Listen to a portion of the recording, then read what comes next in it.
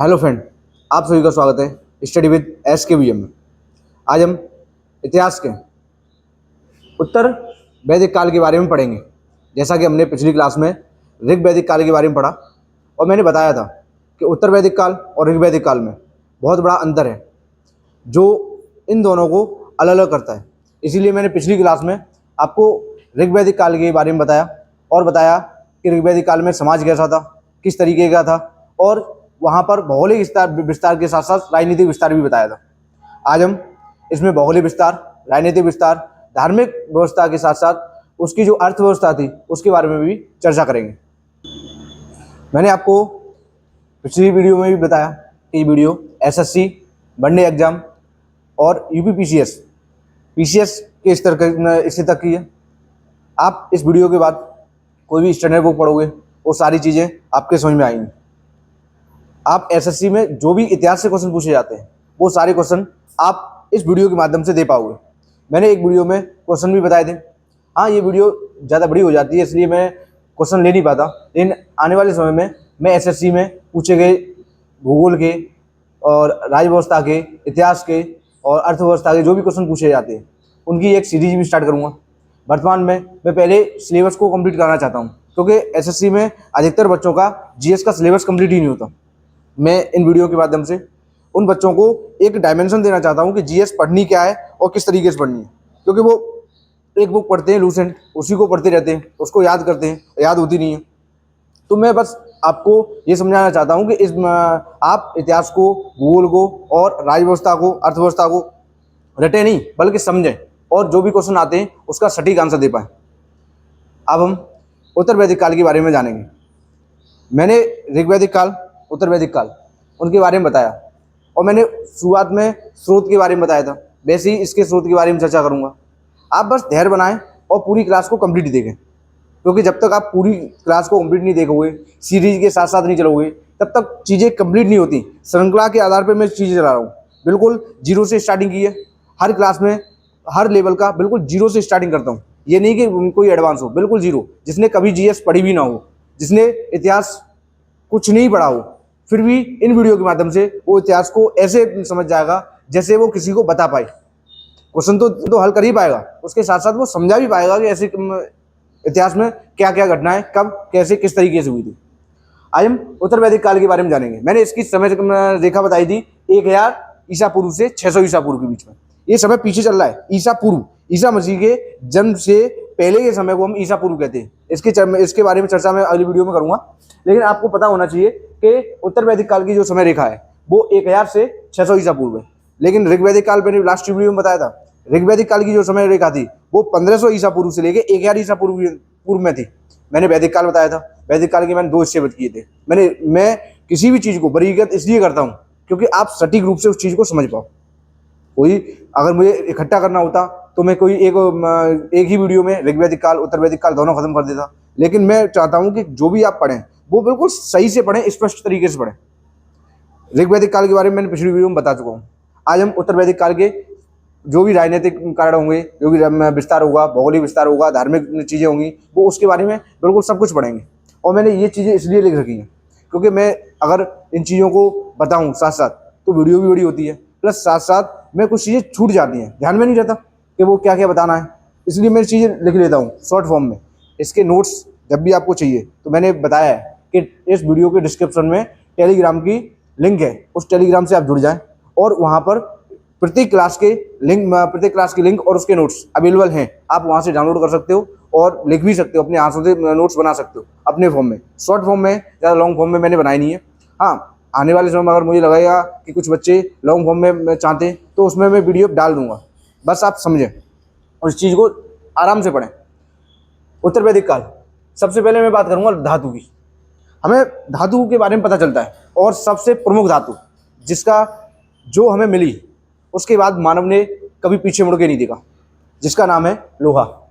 आज भी वर्तमान में हम लोहे का बहुत बड़ी मात्रा में उपयोग करते हैं। जब से मानव को लोहा मिला है तब से मानव ने सभ्यता में ऊंचाइयां छुई हैं। इससे पहले भी धातु का उपयोग किया था। मैंने बताया था सबसे पहले किस धातु का उपयोग किया था मानव ने।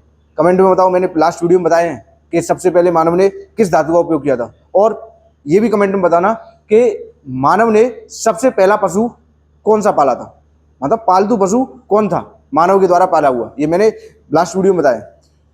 सबसे पहली धातु तांबा, मैंने बताया तांबा। उसके बाद सिंधु घाटी सभ्यता में भी एक धातु थी जिसे हम कांसा कहते हैं। लेकिन उत्तर वैदिक काल में आते आते हमें एक ऐसी धातु मिली जो बिल्कुल कठोर थी, जिसका उपयोग करके मानव ने ऊंचाइयां छुई, जिसका नाम था लोहा।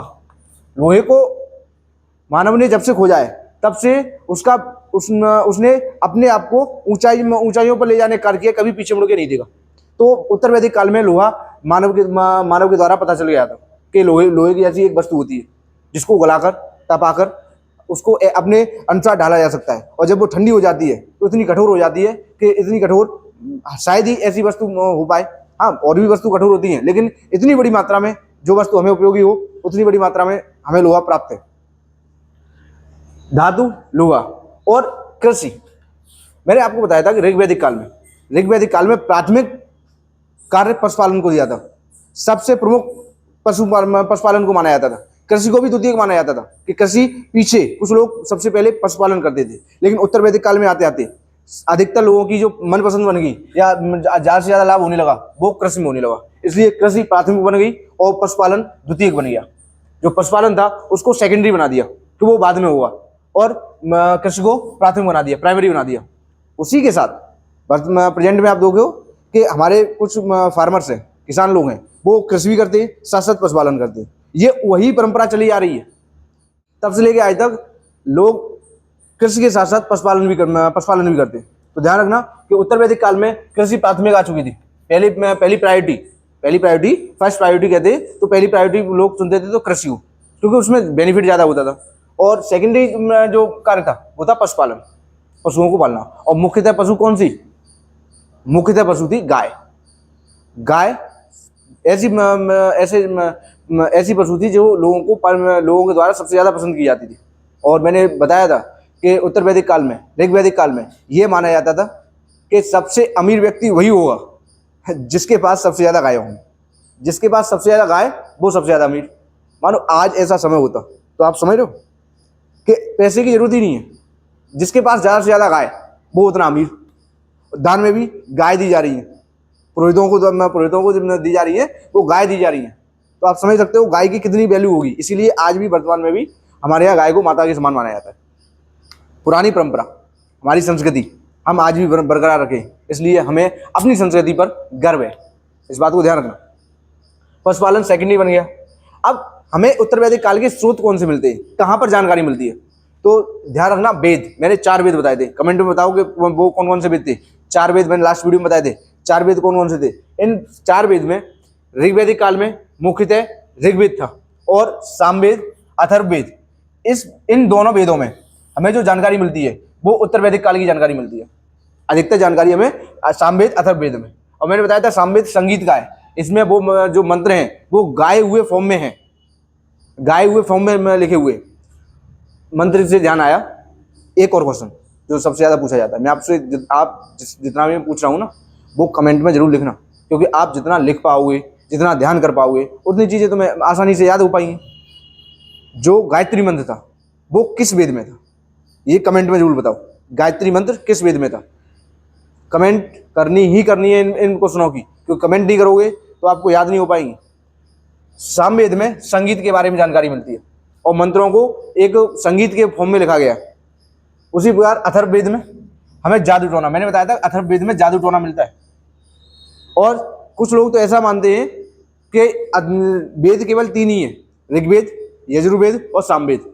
अथर्ववेद को तो बाद में जोड़ा गया है, लेकिन इस वेद में वो उनकी डिबेट है कि वो जोड़ा गया है नहीं जोड़ा गया। लेकिन हमें पता होना चाहिए कि अथर्ववेद जो है उसमें जो जानकारी मिलती है अधिकतर जादू टोने की जानकारी मिलती है। और यहाँ तक ये भी बताया गया है, कुछ लोगों का दावा है कि अथर्ववेद में ही कहीं ना कहीं अगर उसको सटीक रूप से पढ़ा जाए, उसका ज्ञान सही रूप से अर्जित किया जाए, तो उसमें अमरता के कुछ बिंदु भी विद्यमान है। मतलब अमर होने के क्या, कैसे अमर हो सकते हैं उसके बारे में अथर्ववेद में है, ऐसा कुछ लोग कहते हैं।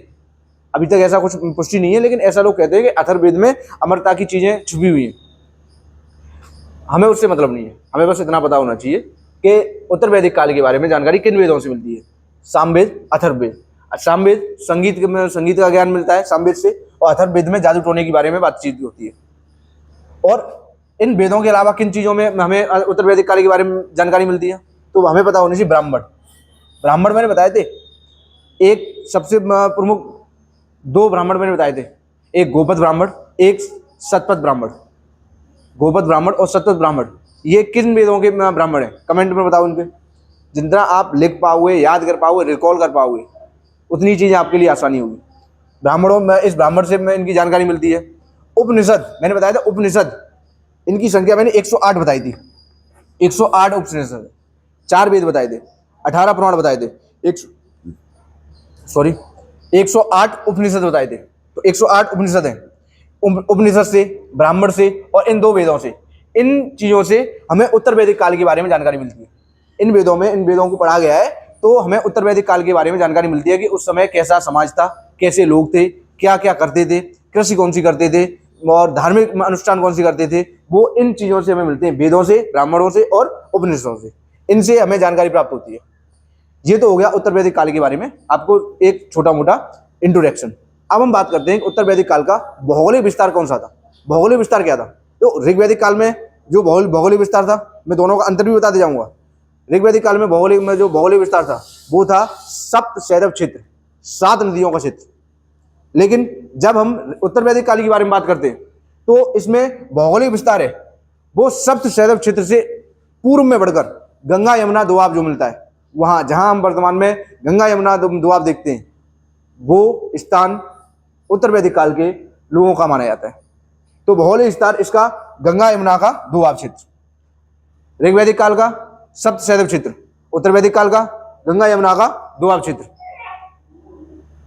ये गंगा यमुना का दोआब क्षेत्र उत्तर वैदिक काल के भौगोलिक क्षेत्र के रूप में देखा जाता है। अब हम बात करेंगे कि इस भौगोलिक क्षेत्र में लोग में जो जिन धातु का उपयोग होता था, धातु का यूज होता था, तो मैंने बता दिया है इस काल में सबसे ज्यादा जो धातु उपयोग में आती है वो है लोहा। लोहे का सबसे ज्यादा उपयोग हुआ है। जब लोहे का सबसे ज्यादा उपयोग हुआ है तो लोहे से जो धातु बनाई जाती है, उस धातु से जंगलों की सफाई की गई है। क्योंकि यहाँ गंगा यमुना का दोआब है, मिट्टी उर्वरक है, पानी उपलब्ध है, तो पेड़ पौधों की प्रचुर मात्रा है, बहुत घने जंगल पाए जाते हैं। उन जंगलों को साफ करने के लिए जो सबसे महत्वपूर्ण धातु थी वो था लोहा। लोहे से कुल्हाड़ी बनाएगी, ऐसी धातुएं बनाएंगी जिससे पेड़ों की सफाई हो। जब पेड़ों की सफाई मतलब पेड़ काटे जाएंगे, पेड़ काटने के बाद जो भूमि बनेगी वो भूमि कृषि में उपयोग होगी। इसीलिए तो उत्तर वैदिक काल में जो भूमि है या उत्तर वैदिक काल में कृषि है वो प्राथमिक बनेगी, क्योंकि हमारे पास वो उर्वरक योग्य भूमि थी, इसलिए कृषि प्राथमिक बनती जा रही है। तो लोहे का उपयोग हो रहा है, आप समझ रहे हो ना। उत्तर वैदिक काल में आपने एक धातु मिली, उस लोहे से आपने पेड़ पौधों को साफ किया, मतलब खत्म किया। वहां जो भूमि मिली उस भूमि में आपने कृषि की, वहां के जो जीव जंतु मिले, जो जानवर मिले, उन्हें पालतू बनाया। ये सब चीजें उपयोग होने लगी, तो जंगलों को साफ किया। जब भौगोलिक क्षेत्र गंगा यमुना दोआब के क्षेत्र में आ गई तो जंगलों को साफ करने के लिए धातु का उपयोग हुआ, लोहे का। उसके बाद हम बात करते हैं, इसीलिए गंगा यमुना दोआब क्षेत्र में हमें 2 प्रमुख केंद्र मिलते हैं उस समय, कुरु और पांचाल। आपने इनका नाम जरूर सुना हुआ महाभारत में, कुरुवंश, पांचाल। ये जो स्थान है वो उत्तर वैदिक काल के हैं, इनकी जानकारी हमें इन स्रोतों में मिलती है। तो कुरु और पांचाल ऐसे स्थान थे जहां से उत्तर वैदिक काल की जानकारी हमें मिलती है। बाद में काशी और कौशल ये मुख्य केंद्र बने। काशी और कौशल ये स्थान, जो ऋग्वैदिक काल में मैंने कोई ऐसे स्थान नहीं बताए जो एग्जैक्ट हो, लेकिन उत्तर वैदिक काल में आते आते हमें कुछ स्थान मिल रहे हैं जो जनपद आगे आने वाले समय में जनपद बनेंगे और यही जनपद महाजनपद का रूप लेंगे। तो काशी और कौशल, कुरु और पांचाल, ये जो केंद्र मिलते हैं हमें उत्तर वैदिक काल के बारे में जानकारी मिलती है इन केंद्रों से। फिर उसके बाद एक और बात, समुद्र का ज्ञान, क्योंकि ये उस क्षेत्र में है जहां दूर दूर तक पेड़ पौधे लगे, भूमि है। आप मान लो वर्तमान में आप गंगा यमुना दोआब क्षेत्र में, जैसे कि उत्तर प्रदेश है, बिहार है, कुछ भाग उत्तराखंड का ले लो, तो उत्तर प्रदेश, बिहार जो क्षेत्र जहाँ पर लोग रह रहे हैं वो वहाँ से हिमालय के पास है, वहाँ से समुद्र बहुत दूर है, बहुत ज़्यादा दूर है। इसलिए यहाँ इन लोगों को, जो यहाँ रहने वाले लोग हैं, इन्हें समुद्र की जानकारी नहीं है। मैंने आपको बताया था सिंधु घाटी सभ्यता के रहने वाले लोगों को समुद्र की जानकारी थी। सिंधु घाटी सभ्यता में लोग रहते थे, वो व्यापार भी करते थे, लेकिन उत्तर वैदिक काल में ये लोग जो गंगा यमुना दोआब के क्षेत्रों में आ चुके थे उन्हें समुद्र के बारे में जानकारी बहुत कम मिलती है, समुद्र का ज्ञान ही नहीं है। और जब समुद्र का ज्ञान नहीं है तो इनके द्वारा कुछ ऐसी बातें कही जाती हैं, ऐसी मनगढ़ंत कहानियां लिखी गई हैं जो ये कहते हैं बहुत बेकार है। अब मैंने आपको बताया कि एक आधुनिक भारत में जब आधुनिक भारत का इतिहास पढ़ेंगे तो इन लोगों ने एक मनगढ़ंत कहानी बना ली कि जो समुद्र पार करके जाएगा वो उसका धर्म भ्रष्ट हो जाएगा। इसी का लाभ उठाया अंग्रेजों ने और हम पर शासन किया, ये प्रमुख कारण है। अगर हम दूर दूर जाते और यात्रा करते तो जो हमारे सोचने का एरिया था वो विकसित होता। हम कहीं गए नहीं, एक स्थान पर सीमित रहे, जिस कारण से वो चीज़ें हुई। एक बात आपको बता दूं कि यही चीज़ समुद्र का ज्ञान कम था। जब समुद्र का ज्ञान कम होगा, जब चीज़ें कम होंगी तो उसके बाद वो हमारे लिए दुखदाई होंगी। समुद्र का ज्ञान कम था, ये बता दिया मैंने कि वो क्षेत्र जहाँ दूर दूर तक जंगल ही जंगल है, भूमि भूमि, फिर वो समुद्र का ज्ञान प्राप्त कैसे हुआ? तो ये बात ध्यान रखना कि समुद्र का ज्ञान प्राप्त नहीं था उत्तर वैदिक काल के लोगों को। ज्ञान था, समुद्र था, क्योंकि वो उन्होंने जब अरब सागर में देखा था या वहाँ के लोग रहते थे, वहाँ पर भी लोग रहते थे ऋग्वैदिक काल में, नदियाँ गिरती थी तो उन्हें पता था, लेकिन इतना ज्ञान नहीं पता था जितना होना चाहिए। तो भौगोलिक क्षेत्र आपको पता होना चाहिए। भौगोलिक क्षेत्र ऋग्वैदिक काल का सबसे ज्यादा क्षेत्र, उत्तर वैदिक काल का गंगा यमुना दोआब, यहाँ मुख्य धातु लोहा, जिसके द्वारा जंगलों को काटा गया और कृषि योग्य भूमि को बनाया गया, इसलिए कृषि प्राथमिक और पशुपालन द्वितीयक। मुख्य केंद्र काशी कौशल, उससे पहले कुरु और पांचाल थे और समुद्र का ज्ञान कम था। ये हुआ उत्तर वैदिक काल का भौगोलिक विस्तार।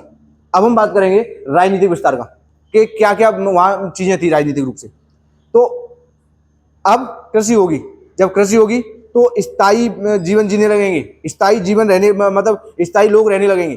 तो जब स्थायी लोग रहेंगे तो एक कबीला बनेगा, और जब कबीला बनेगा तो उसका सरदार भी बनेगा। तो धीरे धीरे करके जब कबीला बड़ा होगा तो वो एक जनपद बनेगा, जन का कार्य करेगा। तो मैं बताऊं कि छोटे छोटे कबीले बनने लगे, और जब छोटे छोटे कबीले बड़े होने लगे तो उन्हें ही हम कहते हैं जनपद। और जब यही जनपद आगे बढ़ेंगे तो ये महाजनपद कहलाएंगे। आने वाली क्लास में एक मैंने बताया था महाजनपद, जब आपने इंट्रोडक्शन पढ़ा हुआ, इसका सिलेबस पढ़ा हुआ इतिहास का, तो उसमें महाजनपद नाम का एक टॉपिक होगा। तो वो महाजनपद 16 महाजनपद बनते हैं। तो ये जनपद ही बड़ा रूप लेते हैं, तो छोटे कबीले बनते हैं। उन छोटे कबीलों से लोग पहले स्थायी रहते हैं तो लोग जनसंख्या बढ़ती है, जनसंख्या बढ़ेगी तो जनपद बनेगा, और जनपद जब ज़्यादा बड़ा हो जाएगा तो उसे महाजनपद कहेंगे। तो ध्यान रखना, राजनीतिक इकाइयाँ छोटे कबीले और जनपद बनने लगे। लेकिन ऋग्वैदिक काल में जो कबीले का सरदार होता था वो वंशानुगत नहीं था, लेकिन ये उत्तर वैदिक काल में आते आते जो कबीले का सरदार बनेगा वो वंशानुगत हो गया। ऋग्वैदिक काल में जो सरदार था वो ताकत के बल पर, अपने शक्ति के बल पर सरदार बनता था। लेकिन जब उत्तर वैदिक काल आएगा तब सरदार का बेटा सरदार, मतलब राजा का बेटा राजा, ये वंशानुगत फॉर्म में आ जाएगी। और जब वंशानुगत फॉर्म आ जाएगी तो राजतंत्र बनेगा। तो यहाँ पर मैं बताऊंगा कि राजा वंशानुगत हो गया। उत्तर वैदिक काल में जो राजा था वो क्या हो गया? वंशानुगत। राजा वंशानुगत हो गया। उसके बाद हम बात करेंगे यज्ञ थी। ये सबसे ज्यादा अनुष्ठानों में थे वो यज्ञ, धार्मिक जब धार्मिक इसका विस्तार पढ़ाऊंगा तो यज्ञ बताऊंगा। लेकिन यज्ञ 3 प्रमुख थे, राजनीतिक विस्तार से भी यज्ञ जरूरी है। पहला यज्ञ था राजसूय यज्ञ, दूसरा यज्ञ था अश्वमेध यज्ञ, तीसरा यज्ञ था वाजपेयी यज्ञ। ये 3 यज्ञ सबसे इंपोर्टेंट थे, और इन 3 यज्ञों ने उत्तर भारत में और खासकर उत्तर वैदिक काल में अपना विस्तार किया है। इन 3 यज्ञों का कार्य क्या था? इसमें जो राजसूय यज्ञ है और अश्वमेध यज्ञ है, ये यज्ञ राजा या सरदार या कबीले का जो लीडर था वो कब करता है? जब उसे अपना राज्य विस्तार करना हो। कौन कौन से? ध्यान रखना, राजसूय यज्ञ, अश्वमेध। आपने अश्वमेध तो सुना होगा, आपने रामायण देखी होगी, तो उसमें अश्व को छोड़ा जाता है और जहां जहां अश्व जाता है, उड़ा जाता है, वो पूरा क्षेत्र उस जिसने यज्ञ किया है उसके क्षेत्र में आता है। और अगर किसी दूसरे राज्य में प्रवेश करता है घोड़ा और उसको अगर कोई पकड़ लेता है, अगर उसे जाने देता है, तो उसका मतलब उसने उस राजा की अधीनता स्वीकार कर ली। और अगर उसको पकड़ लिया तो इसका मतलब वो दोनों जो सेनाएं होंगी, जो यज्ञ कर रहा है, अश्वमेध यज्ञ जो राजा कर रहा है, और दूसरी जहाँ जिस क्षेत्र में पहुंच गया, उन दोनों सेनाओं में युद्ध होगा। उसके बाद जो विजित होगा उसके बाद वो निर्णय लिया जाएगा। तो अश्वमेध यज्ञ के बारे में आपको पता होगा। लेकिन एक यज्ञ होता था राजसूय यज्ञ, ये भी अपने साम्राज्य को विस्तार करने के लिए किया जाता था। कि हमारा साम्राज्य अपनी शक्ति को प्रदर्शित करने के लिए, साफ साफ बताऊं तो ये 2 यज्ञ अपनी शक्ति को प्रदर्शित करने के लिए किए जाते हैं कि राजा कितना शक्तिशाली है। पुरोहित लोग करवाते थे, घोड़े को छोड़ दिया, जहां जहां जाएगा, जितनी दूर जाएगा वो पूरा क्षेत्र राजा का।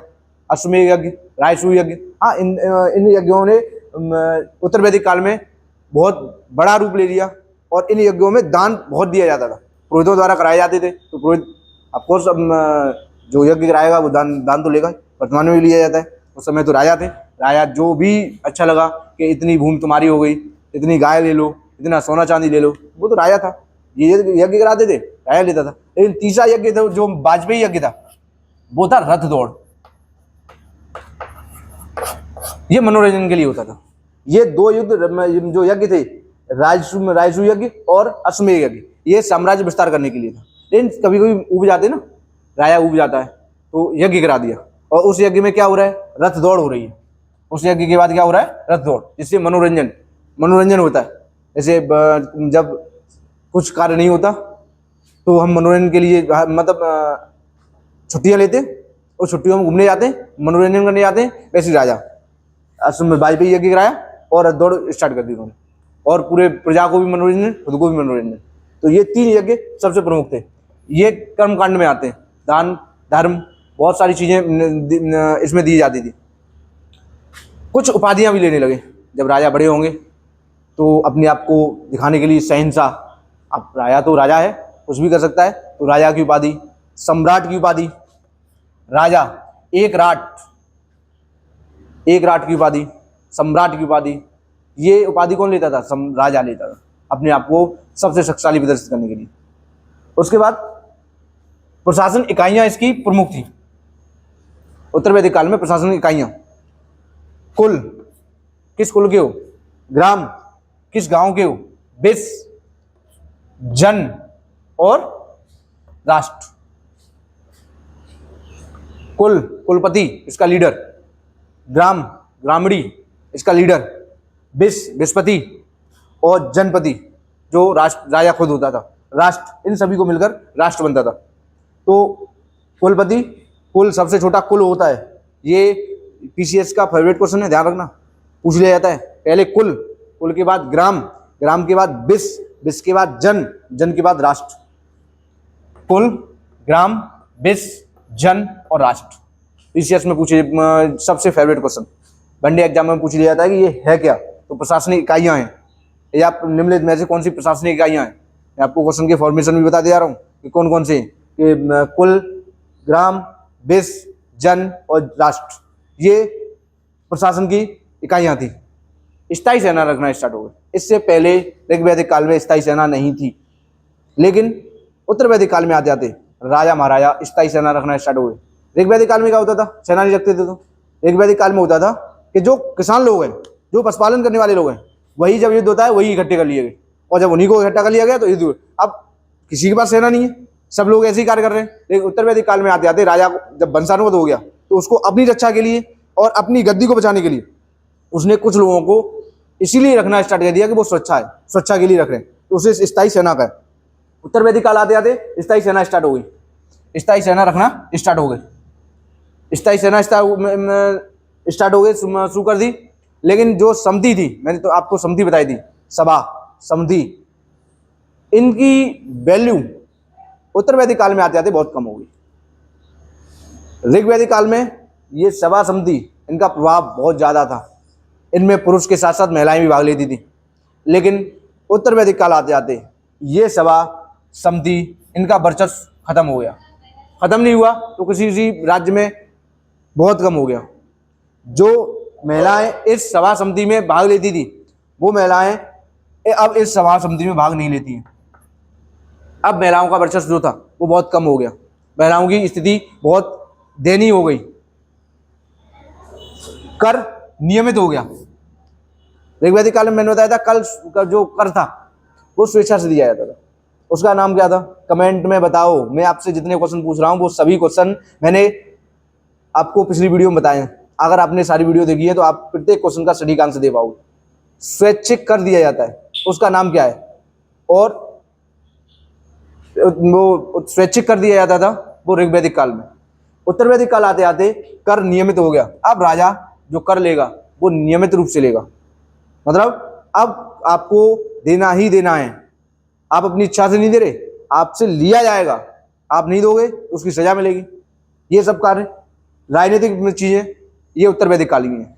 कौन कौन सी हैं? छोटे कबीले थे, जनपद बने, राजा वंशानुगत हो गया। उत्तर वैदिक काल में राजा शक्ति के आधार पर था।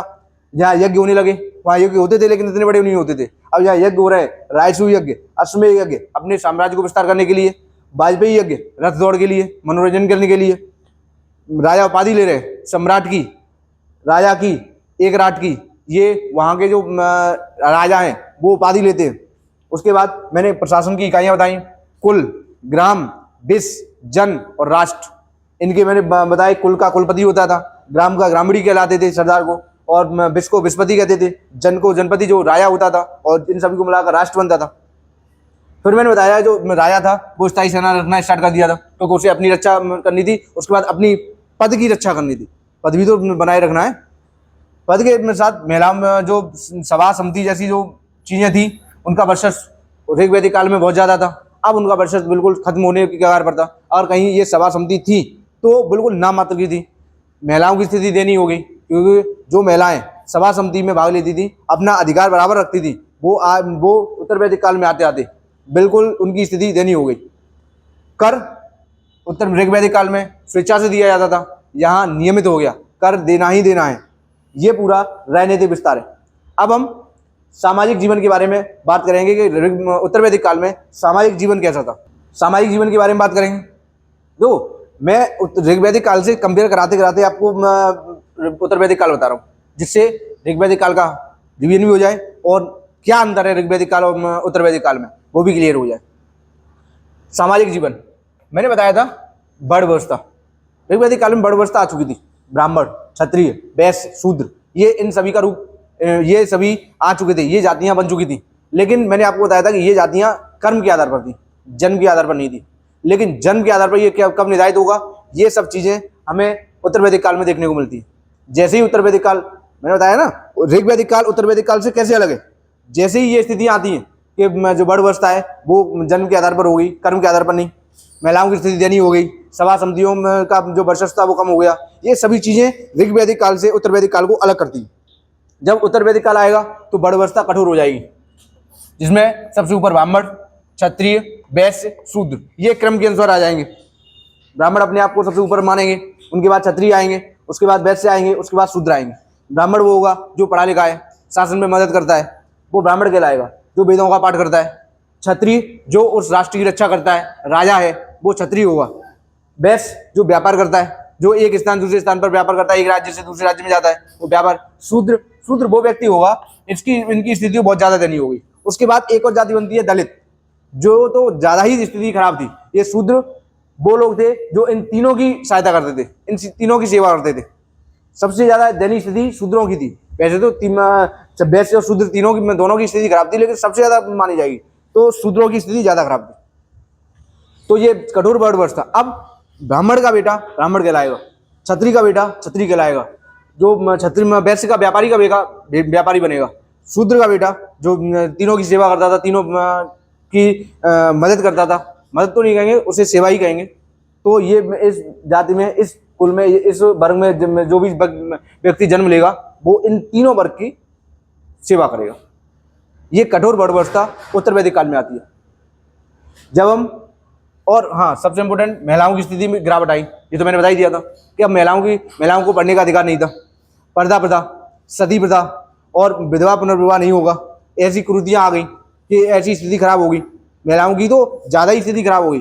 जितनी स्थिति शूद्रों की खराब थी उतनी स्थिति महिलाओं की खराब थी। महिलाओं को पढ़ने का अधिकार नहीं किया। मैंने पिछली क्लास में बताया था, अपाला, घोषा, ये कुछ ऐसी स्थितियां थी जिनको पढ़ने का अधिकार था और आजीवन ये ब्रह्मचर्य का पालन किया। इन्होंने शादी नहीं की, पढ़ने में अपना योगदान दिया। लेकिन यहाँ आते आते महिलाओं की स्थिति बहुत खराब हो गई, ना पढ़ने दिया जाता है। पर्दा प्रथा, सती प्रथा, विधवा विवाह नहीं होगा, ऐसी कुछ प्रथाएं आ गई जिससे इनकी स्थिति तो ज्यादा ही देनी हो गई। इनको कब्जे में करना। और पितृ सत्तात्मक समाज, महिलाओं की स्थिति गिरावट करने का सबसे प्रमुख कारण था पितृ सत्तात्मक समाज, जो उत्तर वैदिक काल की उपज थी। उत्तर वैदिक काल में पितृ सत्तात्मक समाज आया था, जहां पर पुरुष की सत्ता ही सर्वोपरि होगी, पुरुष ही सबसे ऊपर माना जाएगा। वो पितृसत्तात्मक समाज है। आज भी हमारे घरों में देखा जाता है कि पिताजी की ज़्यादा चलती है माता जी से। तो ये हमारी जो सोच है वो पितृसत्तात्मक सोच है। महिलाओं की स्थिति खराब हो गई। आश्रम व्यवस्था सबसे इम्पोर्टेंट, आश्रम व्यवस्था स्टार्ट यहाँ पर शुरू हो गई, मतलब स्टार्ट हो गई आश्रम व्यवस्था। ब्रह्मचर्य, गृहस्थ, वानप्रस्थ और संन्यास, ये चार आश्रम व्यवस्था। ब्रह्मचर्य, लोग कहते हैं ब्रह्मचर्य का पालन करो, तो 25 सालों तक, 25 वर्ष तक, जब तक आयु 25 वर्ष होगी तब तक ब्रह्मचर्य का पालन किया जाता था। गृहस्थी जीवन 25 से 50 साल तक गृहस्थी जीवन, अपना शादी करने के बाद जो भी होता है उन गृहस्थ जीवन में लोग रहेंगे 25 से 50 सालों तक। उसके बाद वानप्रस्थ, वानप्रस्थ के बाद वो अपना सब कुछ त्याग देगा, वन में चला जाएगा, वन में विचलन करेगा, जो भी करेगा वो अपने अनुसार करेगा। वो 50 से 75 सालों तक, 75 साल में जब तक वो जीवित रहता है। और 75 साल का व्यक्ति हो गया उसके बाद वो संन्यास लेगा, उसे मोह माया से मतलब ही नहीं। समझ पा रहे हो? ये आश्रम व्यवस्था उत्तर वैदिक काल में स्टार्ट हुई है। जो ब्रह्मचर्य है 25 सालों तक, फिर उसके बाद गृहस्थ जीवन 25 से 50 साल, फिर वानप्रस्थ, वन में चले जाओ, विचरण करो, आप वन में चीजें खोजो, दर्शन जो भी आप सोच सकते हो वो सोचो, क्योंकि आपने गृहस्थ जीवन को जी लिया है। फिर उसके बाद जब वानप्रस्थ जीवन कंप्लीट हो जाएगा 75 सालों तक, तो आपके पास कुछ नहीं है, फिर तो आप संन्यास ही ले लोगे, क्योंकि जब आपको सही ज्ञान मिल जाएगा, सही ज्ञान मिलने पर लोग मोह माया को त्याग देते हैं। तो 75 सालों के बाद सन्यासी में जो जितने भी साल जियोगे वो सन्यासी रूप से जियोगे, सन्यास के फॉर्म में जियोगे। ये आश्रम व्यवस्था हमें उत्तर वैदिक काल में देखने को मिलती है। समाज बहुत जटिल बन चुका है, आश्रम व्यवस्था आ चुकी है, महिलाओं की स्थिति खराब हो चुकी है, कठोर वर्ण व्यवस्था आ चुकी है। फिर उसके बाद जो बचा वो पुरुषार्थ आए। 4 पुरुषार्थ थे जो जीवन के लक्ष्य थे: धर्म, अर्थ, काम, मोक्ष। धर्म, अर्थ, काम, मोक्ष, ये 4 पुरुषार्थ मनुष्य ने अपने जीवन के 4 लक्ष्य बताए। जीवन के लक्ष्य यही हैं: धर्म, अर्थ, काम, मोक्ष। धर्म, अर्थ माने पैसा, काम करो, और मोक्ष फिर भगवान की प्राप्ति। अंतिम मार्ग मोक्ष है। सभी धर्मों में देखो, प्रत्येक धर्म में वही अंतिम मार्ग क्या है? मोक्ष। तो पुरुषार्थ की स्थिति कहाँ आती है? पुरुषार्थ जो उत्पन्न होते हैं, जो माने जाते हैं, वो उत्तर वैदिक काल की देन है। तो इसमें मैंने आपको क्या बताया? सामाजिक जीवन, कठोर वर्ण व्यवस्था, ब्राह्मण, क्षत्रिय, वैश्य, शूद्र। महिलाओं की स्थिति दयनीय, पढ़ने लिखने का अधिकार नहीं है, उन्हें कठोर नीतियां अपना दी, सती प्रथा, प्रथा, विधवा पुनर्विवाह नहीं होगा, ऐसी कुछ नीतियां अपना दी, और पढ़ने लिखने के अधिकार छीन लिए, बाहर जाने के अधिकार छीन लिए, केवल उन्हें घर के अंदर ही रखा जाता था। तो महिलाओं की स्थिति ज़्यादा खराब हो गई। आश्रम व्यवस्था शुरू हो गई। ब्रह्मचर्य, गृहस्थ, वानप्रस्थ और उसके बाद संन्यास। पुरुषार्थ, धर्म, काम, मोक्ष और धर्म, अर्थ, काम, मोक्ष, ये 4 पुरुषार्थ जीवन के लक्ष्य बना दिए। ये हो गया सामाजिक जीवन उत्तर वैदिक काल का। उत्तर वैदिक काल के लोगों का सामाजिक जीवन ये था। उसके बाद बात करूंगा अर्थव्यवस्था की, कि उत्तर वैदिक काल के लोगों की अर्थव्यवस्था कैसी थी, वो लोग क्या करते थे, उन्होंने अपने जीवन में जो अर्थव्यवस्था स्थापित की वो किस तरीके से की। तो मैं आपको बताऊं कि जो अर्थव्यवस्था लोगों की थी उत्तर वैदिक काल के, वो कृषि में, कृषि पहला मार्ग कृषि, प्रमुख कृषि हो गया। उसमें गेहूं, चावल, जौ, दाल, ऐसी ये प्रमुख फसलें थी। अधिकतर लोग यही करते थे, तो खाद्यान्न फसलें। यहाँ व्यापारिक वाणिज्यिक फसलों के नाम नहीं आएंगे, ध्यान रखना। वो अभी शुरुआत जीवन हो रहा है, तो व्यापार के लिए करेंगे, अपने पेट भरने के लिए करेंगे। तो यहाँ पर वही फसलें आएंगी जो खाद्यान्न फसलें हों: चावल, गेहूं, जौ, मक्का, दालें। मक्का तो नहीं आया, मक्का तो यहाँ पर अमेरिका की देन है, मक्का नहीं आएगा। गेहूं, चावल, जौ और दाल। पशुपालन द्वितीय बन गया। तो पशुओं को पालने की जो चीजें थी वो दूसरे स्थान पर आ गई। मैंने आपको पहले ही बता दिया। मानव स्थायी निवासी बन गया। जब कृषि होगी तो उसको एक दिन में तो नहीं होती कृषि, 1 महीने में नहीं होती, 1 दिन में नहीं होगी, 1 महीने में नहीं होगी, कुछ समय रुकना पड़ेगा। अब धीरे धीरे करके मनुष्य एक स्थान पर रुकने लगा, एक स्थान पर ठहरने लगे, एक स्थान पर चीजें करने लगा। तो उसमें जिस कारण से मनुष्य स्थायी हो गया, स्थायी जीवन जीने लगा। जब स्थायी जीवन जीने लगेगा तो उसने कृषि के साथ साथ छोटे छोटे उद्योग खोल लिए, जिसमें धातु उद्योग, लोहे को पिघलाना, आकार देना, कुल्हाड़ी बनाना, हंसिया बनाना, या लोहे से औजार बनाना, ये धातु के उद्योग उसने बनाना स्टार्ट कर दिया। मिट्टी के बर्तन, अब खाने के लिए कुछ तो बनाएगा, जहाँ जिसमें खाना रखेगा, अनाज रखेगा। अब ये गेहूं, चावल, जौ आएंगे, वो कहाँ रखेगा? किसी में भर के रखेगा। तो मिट्टी के बर्तन बनाना स्टार्ट कर दिया उसने। मिट्टी के बर्तन बनाएगा। धीरे धीरे बुनाई, उसने बुनाई, सिलाई, और बढ़ई सबसे प्रमुख था बढ़ई। क्यों? इन सभी में धातुओं में सबसे ज्यादा बढ़ई और लोहार, इनकी वैल्यू सबसे ज्यादा थी इस समय। क्यों? क्योंकि बढ़ई इसलिए क्योंकि वो रथ बनाता था, राजा उसे इसलिए सम्मान देता था क्योंकि वो रथ बनाता था, जितना अच्छा रथ बढ़ई इसलिए सबसे जानकार हुआ।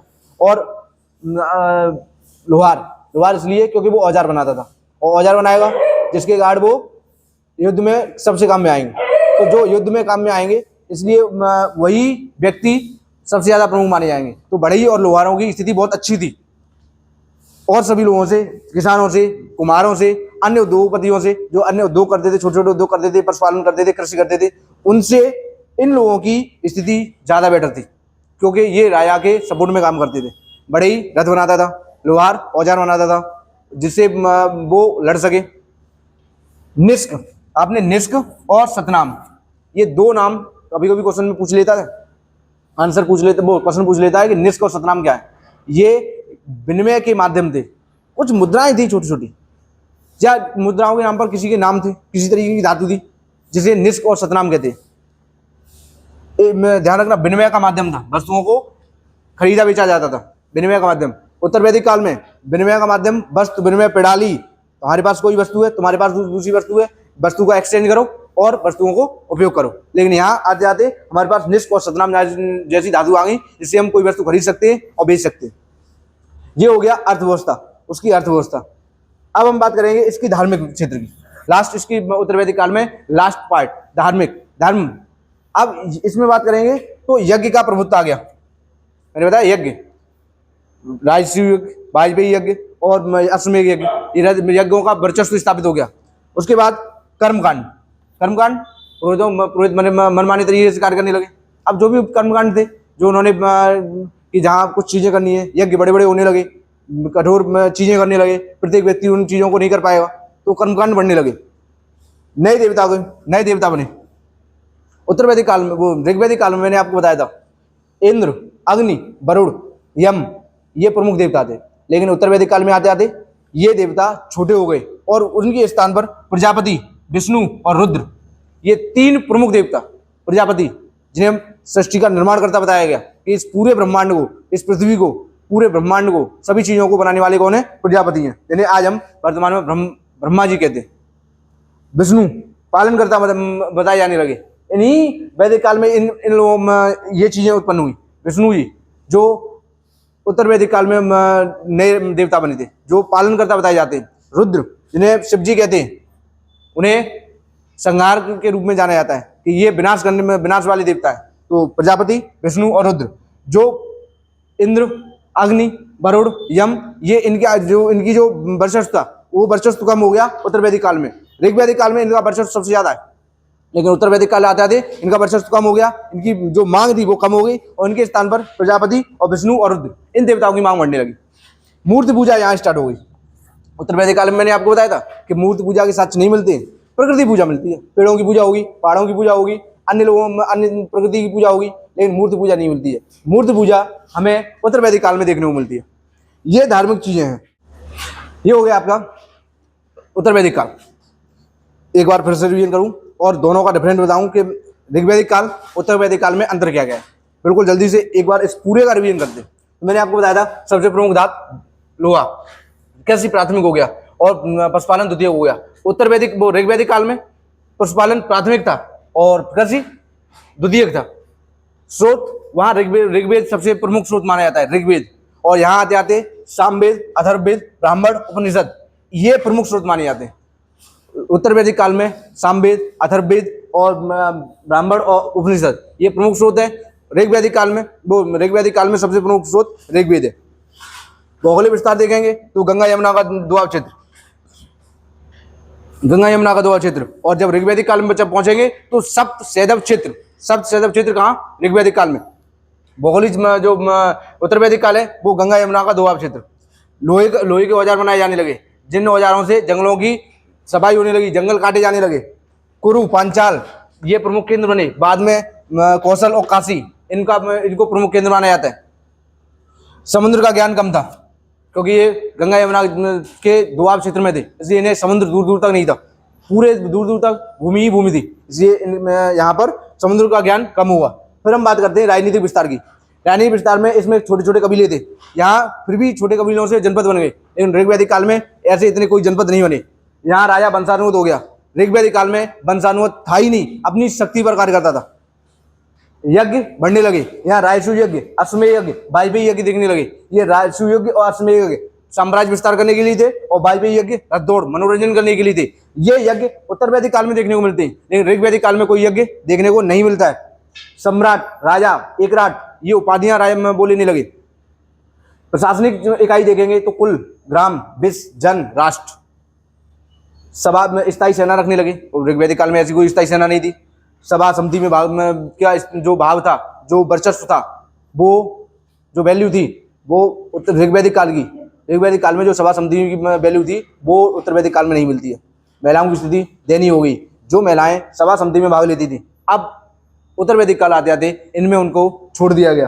कर नियमित हो गया। जो कर ऋग्वैदिक काल में स्वेच्छा से दिया जाता था। स्वेच्छा से दिए जाने वाले कर का नाम बताओ, कमेंट में मैंने पूछ लिया है, मैं कमेंट चाहिए मुझे इन चीज़ों की। वो कर आज नियमित हो गया, यहाँ आते आते कर कैसा हो गया, नियमित हो गया। ये हो गई इसका राजनीतिक विस्तार। अब हम बात करेंगे इसके सामाजिक विस्तार की। तो मैंने बताया था उत्तर वैदिक काल में कठोर वर्ण व्यवस्था, ऋग्वैदिक काल में वर्ण व्यवस्था कठोर नहीं थी। जन्म के आधार पर वर्ण व्यवस्था उत्तर वैदिक काल में आई है। कर्म के आधार पर वर्ण व्यवस्था ऋग्वैदिक काल में थी। चार वर्ण व्यवस्था में 4 श्रेणी, ब्राह्मण, क्षत्रिय, वैश्य, शूद्र। दैनीय स्थिति शूद्र की, महिलाओं की स्थिति सबसे ज्यादा दैनीय। जो पर्दा प्रथा, सती प्रथा, विधवा पुनर्विवाह न होना, ये कुरीति जो उत्तर वैदिक काल में है वो ऋग्वैदिक काल में थी नहीं। न पर्दा प्रथा थी, न सती प्रथा थी। महिलाओं को पढ़ने का अधिकार प्राप्त था ऋग्वैदिक काल में। और ये जो विधवा पुनर्विवाह था, यहाँ पर न महिलाओं को पढ़ने का अधिकार है और न ही सती प्रथा, विधवा पुनर्विवाह और ऐसी जो कुरीतियाँ हैं वो यहाँ पर विद्यमान है। आश्रम व्यवस्था आ गई, ब्रह्मचर्य, गृहस्थ, वानप्रस्थ, संन्यास, ये 4 आश्रम व्यवस्था आ गई। पुरुषार्थ, धर्म, कर्म, काम, मोक्ष, तो धर्म, अर्थ, काम, मोक्ष, ये 4 पुरुषार्थ आ गए जो जीवन के लक्ष्य बनाए गए। उसके बाद अर्थव्यवस्था की बात करते हैं तो कृषि प्राथमिक उद्देश्य बना, और जो सेकेंडरी जो उद्देश्य था, जो सेकेंडरी पर्पज था वो पशुपालन था। उस कृषि में गेहूं की फसल, चावल की फसल, गेहूं, जौ की फसल और दाल की फसल, ये 4 प्रमुख फसलें होती थी। मानव स्थायी रहने लगा। जब कृषि होगी तो मानव को स्थायी रहना पड़ेगा। उद्योग, धातु उद्योग लगने लगे, क्योंकि लोहा सबसे प्रमुख हो गया। तो लोहे को बनाने वाले धातु का उपयोग करते थे वो लोहार हो गए, जिनकी सबसे ज्यादा मांग थी। और बढ़ई की सबसे ज्यादा मांग थी, क्योंकि बढ़ई रथ बनाता था, राजा को प्रिय था, और औजार बनाता था, इसलिए लोहार प्रिय था। मिट्टी के बर्तन, क्योंकि जब अनाज इकट्ठा होगा, लोग स्थायी रहने लगेंगे तो कुछ बर्तनों का उपयोग करेंगे, तो मिट्टी के बर्तन बनने लगे। बुनाई वाले लोग स्टार्ट हो गए। निष्क और सतनाम नाम की 2 विनिमय माध्यम थे। निष्क और सतनाम नाम से कुछ विनिमय माध्यम थे जिसके वस्तु का आदान प्रदान होता था। हमने वो निष्क या सतनाम नाम की वस्तु दी, उसके बदले में हमने कोई वस्तु ले ली। लेकिन ऋग्वैदिक काल में कोई भी ऐसी निष्क थी, लेकिन वो बहुत कम व्यवस्था मौजूद थी। वस्तु विनिमय प्रणाली होती थी। वस्तु विनिमय प्रणाली, एक वस्तु दो, दूसरी वस्तु लो, वो वस्तु विनिमय प्रणाली कहलाएगी। फिर बात करते हैं धार्मिक क्षेत्र की। तो धार्मिक क्षेत्र में यज्ञ का प्रभुत्व बन गया, जो ऋग्वैदिक काल में था ही नहीं। कर्मकांड बढ़ गए, जो ऋग्वैदिक काल में थे ही नहीं। नए देवता, ऋग्वैदिक काल के जो देवता थे वो कौन कौन से थे? इंद्र, वरुण, यम और अग्नि, ये प्रमुख देवता माने जाते थे। लेकिन यहाँ इनका वर्चस्व उत्तर वैदिक काल में आते आते इनका वर्चस्व कम हो गया, और नए देवता प्रजापति, विष्णु और रुद्र बन गए, और मूर्ति पूजा स्टार्ट हो गई। मूर्ति पूजा यहाँ पर स्टार्ट हो गई उत्तर वैदिक काल में। मूर्ति पूजा के कोई साक्ष्य ऋग्वैदिक काल में नहीं मिलते। ये पूरा वर्णन आपका उत्तर वैदिक काल का है। उत्तर वैदिक काल से कोई क्वेश्चन आता है तो आप बिल्कुल सटीक रूप से कर पाएंगे। आपको बस इतना ध्यान रखना है कि ये बिल्कुल सटीक चीज़ें हैं। इतनी चीज़ें आपको याद होंगी तो आपका कोई भी जीएस में इतिहास का क्वेश्चन गलत नहीं हो सकता, अगर वो उत्तर वैदिक काल से आया है। तो चीज़ भी ऋग्वैदिक काल की और सिंधु घाटी सभ्यता या अन्य जो चीज़ें हैं, अगर वहाँ से क्वेश्चन आता है तो एसएससी की वनडे एग्जाम और पीसीएस का एग्जाम, मैं तो नहीं मान सकता कि आप इनसे बाहर पूछ लिया जाएगा। इनको पढ़ने के बाद आप कोई भी बुक उठाएं, आप बुक एनसीईआरटी पढ़ो या कोई स्टैंडर्ड बुक पढ़ो, आप बिल्कुल सटीक रूप से समझ पाएंगे। मैं जो आपको समझा रहा हूँ वो समझकर आप सारी चीज़ें अच्छे से कर पाएंगे, अच्छे से समझ पाएंगे। बस इन चीज़ों के बाद मैं बस इतना चाहता हूँ कि आप साथ बनाए रखें, धैर्य बनाए रखें। कोर्स तो कंप्लीट करना पड़ेगा, बिना कोर्स कंप्लीट किए चीज़ें कुछ नहीं होंगी। जीएस है ये, आपको बोर करने वाला सब्जेक्ट।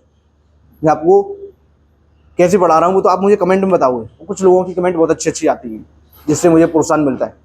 और मुझे लगता है कि मुझे नेक्स्ट वीडियो लानी चाहिए, मैं रेगुलर लाऊंगा। और कुछ लोगों का कहना है कि बोर्ड थोड़ा स्मार्ट बोर्ड हो जाए, तो हो सकता है कुछ ही समय में मैं स्मार्ट बोर्ड भी लाऊं। बस आप सटीक रूप से क्लास पूरी लेते रहें, स्मार्ट बोर्ड भी आएगा, क्लासें डेली आएंगी, चीज़ें सही से होंगी। थोड़ी सी प्रॉब्लम्स हैं, लेकिन आपको क्लासें डेली रूटीन से मिलेंगी। आप धैर्य बनाए रखें और करते रहें। पढ़ना ज़रूरी है, सीखना ज़रूरी है। जो लोग आंदोलन में भाग ले रहे हैं उन्हें मैं तहे दिल से शुक्रिया करना चाहता हूं कि उन लोगों ने मेरा, हमारे जैसे लोगों का सपोर्ट बनाए रखने के लिए अपने तन मन धन सबसे वो लगे हुए। उन लोगों को मेरा तहे दिल से धन्यवाद जो आंदोलन में भाग ले रहे हैं जंतर मंतर पर। और इस क्लास में, ये क्लास उत्तर वैदिक काल की कंप्लीट होती है। अब हम इतिहास के नए पार्ट पर भी मिलेंगे। भूगोल की भी क्लास लाऊंगा, नदियों की क्लास जो रह गई है एक भौतिक विभाजन में, वो क्लास भी कंप्लीट कराऊंगा। आप धैर्य बनाए रखें, ये ना सोचें कि मैं ऐसे ही चीज़ें रेगुलर क्लास आएंगी, चीज़ें पूरी कंप्लीट देखें। और आपको ये चीज़ें सटीक रूप से समझ में आई हो तो लाइक करें, कमेंट करें, और जिन लोगों तक ये वीडियो नहीं पहुंची है उन तक पहुंचाएं। आपसे कह रहा हूं क्योंकि इतना तो मैं अधिकार रखता हूं कि ये चीज़ें कर पाऊं। और अगर आप नए स्टूडेंट हो, आपने क्लास पूरी देख ली है, तो आप सब्सक्राइब जरूर कर लो चैनल को, क्योंकि इस चैनल पर आपको वही चीज़ें आपको मिलेंगी जो आपके लिए यूजफुल हो। कोई फालतू की चीज़ें, इधर उधर की चीज़ें कुछ नहीं हुआ, कि जो आपके लिए यूजफुल होंगी वही चीज़ें आपको उपलब्ध कराई जाएंगी। और एग्जाम की दृष्टि से आप बिल्कुल नो टेंशन रहें, जीएस आपकी कंप्लीट होगी, किसी भी प्रकार की समस्या नहीं आएगी। जय हिंद।